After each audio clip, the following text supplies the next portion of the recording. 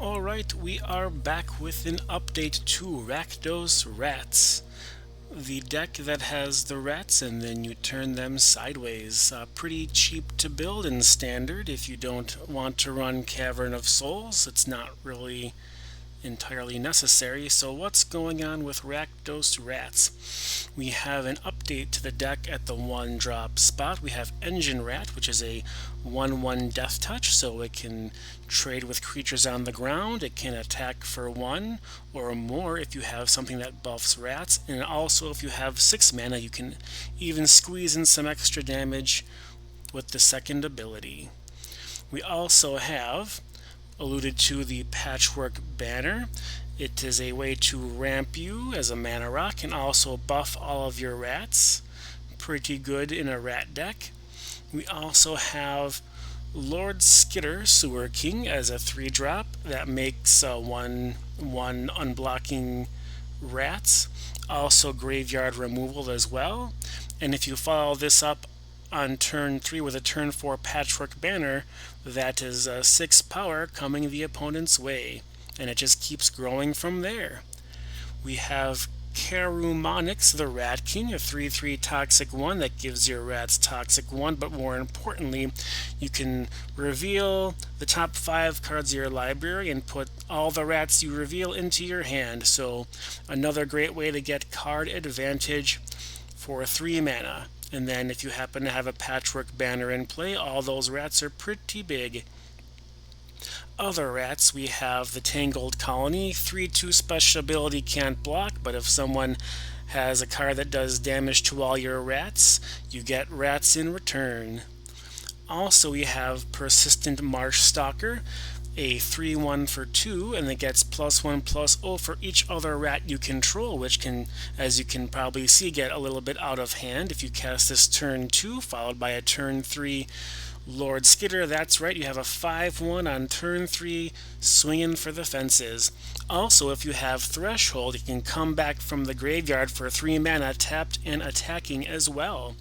A great way to have some late game action too. We also have our Song of Totentanz.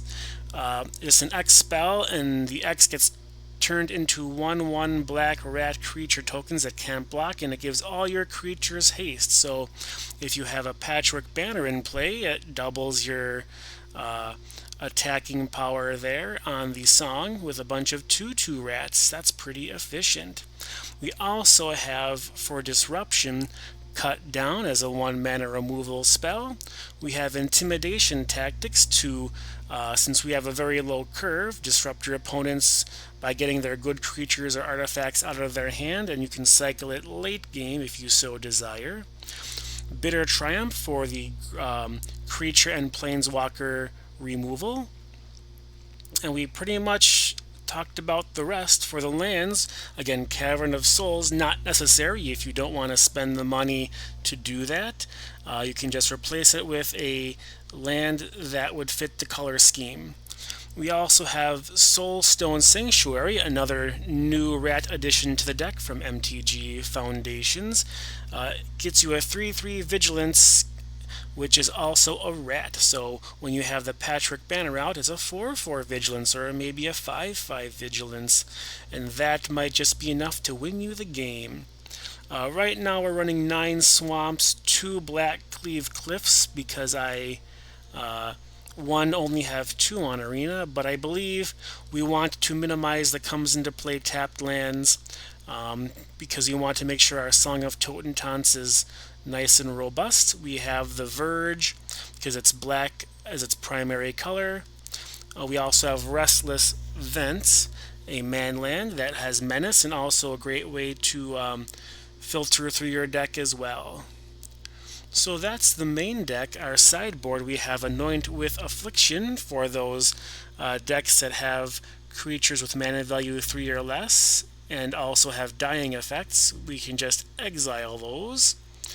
We also have Seeker's Folly against control decks. The plan is to board in hand disruption to put them off their game, so you have a full playset of Seeker's Folly. It also has the bonus of having the mode of -1/-1 your opponent's creatures, so not your creatures. Good way to get rid of 2/1 flying moth tokens, or if your opponent has a small board. Also, fantastic play at the top of the curve is Rankle's Prank, choosing the modes that matter the most.